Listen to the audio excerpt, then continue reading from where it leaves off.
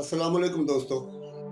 तारिक बिन Ziyad तारीख के आईने में ये ऑडियो बुक आपकी खिदमत में पेश की जा रही है।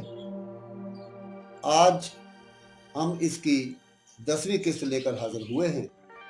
इस किस्त में यहूदा जो जॉर्ज का आका था, अब जॉर्ज यहूदा का आका बन गया था।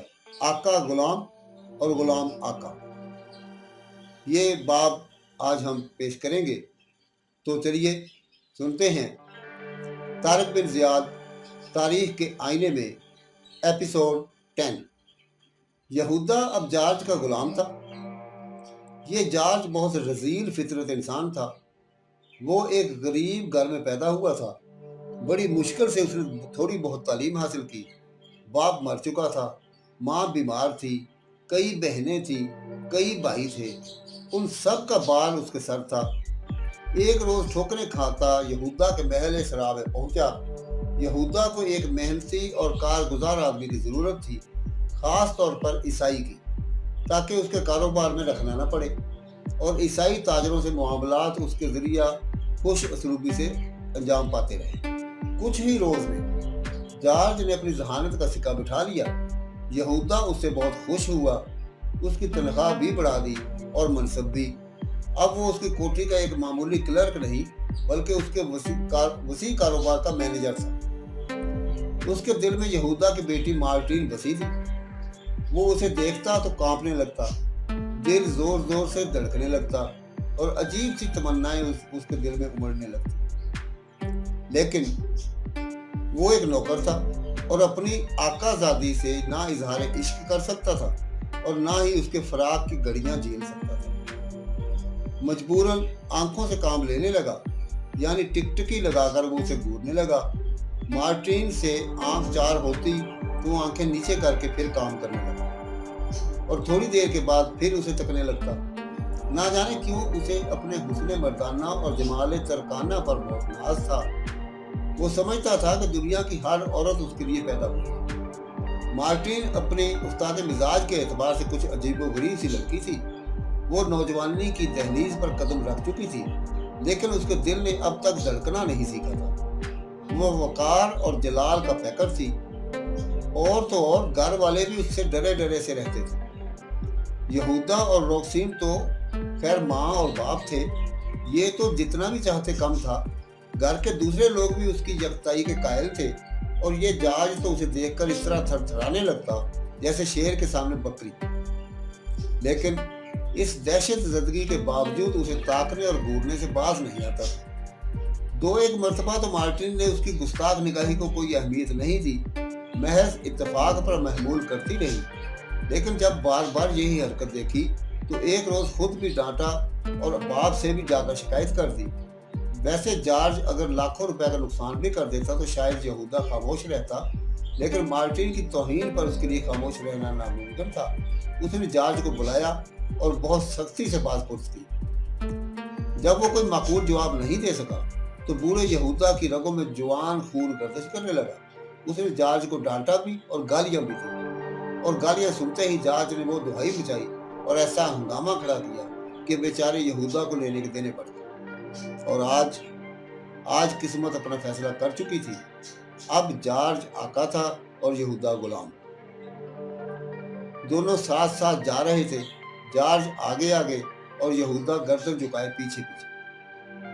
जॉर्ज के कब्जा में यहूदा की दौलत थी और खुद यहूदा भी, और यहूदा की झोली में आंसुओं और आहों के सिवा कुछ न था। इसके अलावा उसके पास जो कुछ भी था वो छिन चुका था, हत्ता कि उसकी महबूब बीवी रोक्सिन और चहेती बेटी मार्टिन भी। उसकी आंखों से आंसू जारी थे और वो आस्तीन से उन्हें पूछ रहा था। जॉर्ज ने उसे रोता देखकर कहा, आप तो मुझसे कहा करते थे कि जमाने के मसाइल से दिल बर्दाश्ता ना हो, बल्कि मर्दाना वार इनका मुकाबला करना चाहिए। यहूदा ने कहा, हाँ कहा करता था, लेकिन अब पढ़ी तो अमल नहीं कर सकते। जॉर्ज ने सवाल किया, क्यों नहीं कर सकते? यहूदा ने जवाब दिया, तुम इसे मेरी कमजोरी कह सकते हो। कुछ देर जॉर्ज खामोश रहा, फिर उसने कहा, वाकई औरत फसाद की जड़ है। यहूदा ने कोई जवाब न दिया। जॉर्ज ने कहा, अगर आप मेरे और अपनी बेटी मार्टिन के मामले में दखल न देते तो ये दिन आपको न देखना पड़ता, यूं आप तबाह ना होते। यहूदा ने एक शर्त आप भरकर कहा, लेकिन किस्मत के लिखे को कौन मिटा सकता है? जो कुछ होना था हो चुका।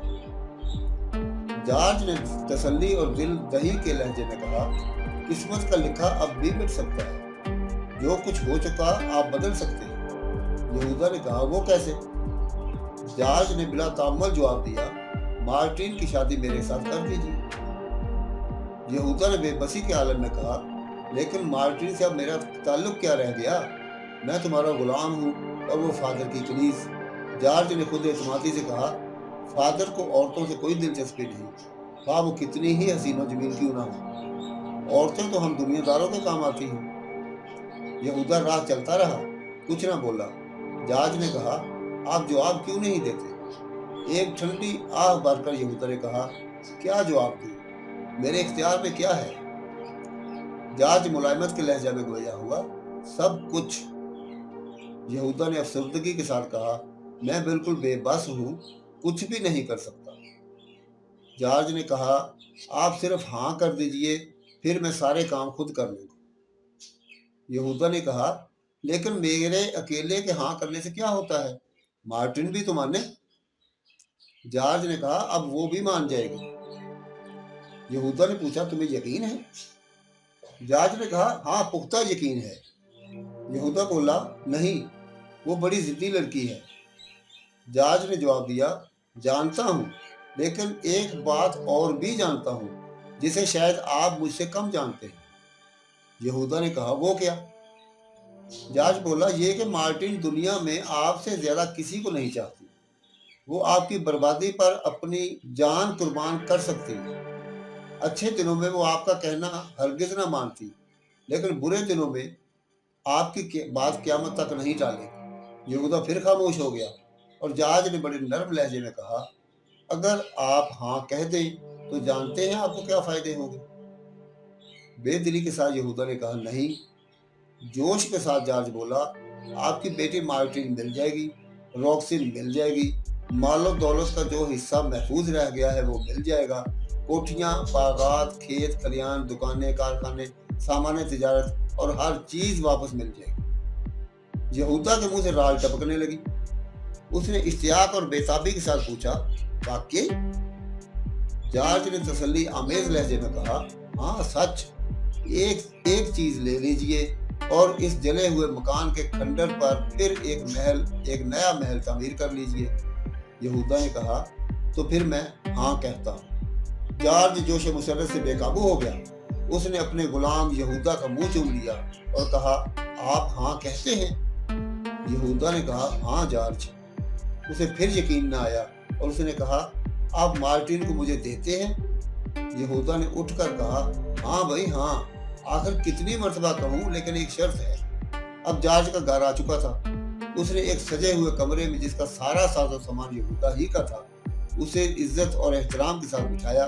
फिर पूछा, कहिए वो शर्त क्या है? यहूदा ने कहा, बहुत मामूली लेकिन बहुत अहम। जॉर्ज ने कहा, फरमाइए तो। यहूदा ने जवाब देते हुए कहा, शर्त यह है कि मार्टिन मेरी बेटी को कोई एतराज ना हो, मैं उस पर जबर नहीं कर सकता। जॉर्ज हंसकर बोला, आप भी कैसी बातें करते हैं? यहूदा ने संजीदगी से सवाल किया, क्यों, क्या हुआ? जॉर्ज को और जोर से हंसी आ गई और उसने कहा, मैंने कहा ना कि मैं आपकी बेटी मार्टिन को राजी कर लूंगा, मैं जिम्मा लेता हूं, इनकार नहीं करेंगे। यहूदा ने कहा, ठीक है, तो फिर जाओ, देखो फादर क्या कहते हैं। मेरी बेटी मार्टिन क्या जवाब देती है, देर क्यों करते हो? जॉर्ज ने मुस्कुरा कर कहा, जाऊंगा, जाता हूं, आप तो मुझसे ज्यादा बेताब हैं। यहूदा ने कहा, मुझसे मार्टिन की जुदाई नहीं बर्दाश्त होगी, बगैर इसके मैं जिंदा नहीं रह सकता। और ये कहते कहते यहूदा की आंखें बाहर आईं और वो रोने लगा। जॉर्ज ने उसे तसल्ली दी और कहा, बिल्कुल परेशान ना होइए, मार्टिन आपकी बेटी आएगी, आप उससे मिलेंगे भी, मैं और वो, और फिर हम दोनों के बच्चे सारी जिंदगी आप ही के कदमों में गुजारेंगे, लेकिन जरा सब्र से काम लीजिए। यहूदा तिलमिला गया और उसने कहा, आखिर क्यों? जॉर्ज ने सुकून के साथ कहा, आप फादर को नहीं जानते, मैं जानता हूँ। यहूदा ने कहा, मैं भी जानता हूँ, वो मेरे पड़ोसी थे, अक्सर मेरे यहाँ आया करते थे, उन्हें रुपए की जब जरूरत होती मैंने कभी इनकार नहीं किया। जॉर्ज ने कहा, मुझे मालूम है, लेकिन वो दुनिया तर्क कर चुके हैं, इन्हें अपने लिए कभी रुपए की जरूरत नहीं होती और कलीसिया के लिए वो यहूदियों से रुपया छीनना कार्य सवाब समझते हैं।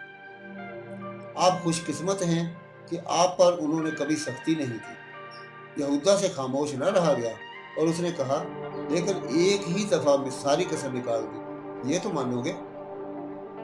जॉर्ज जोर जोर से हंसने लगा। आज यहूदा को अंदाजा हुआ कि उसके कहकहे कितने तगड़े होते थे। इससे पहले जॉर्ज ने कभी उसके सामने जोर से हंसने की जरूरत नहीं की थी। हंसते हंसते वो बोला, छोड़िए, इन बातों को भूल जाइए, मैं फादर के पास कल जाऊंगा। यहूदा ने कहा, कल क्यों? जॉर्ज ने कहा, आज वो बहुत बरहम है। यहूदा मुतमिन ना हुआ। उसने कहा, तो इससे क्या होता है? जॉर्ज ने कहा, आज वो किसी की नहीं सुनेंगे, बल्कि शायद मिलना भी पसंद न करें। कल जाऊंगा और उन्हें शीशा में उतार लूंगा। क्या आप एक दिन भी सब्र नहीं कर सकते? यहूदा ने कहा, एक दिन नहीं, एक महीना सब्र कर लूंगा, लेकिन कामयाबी की उम्मीद कम है।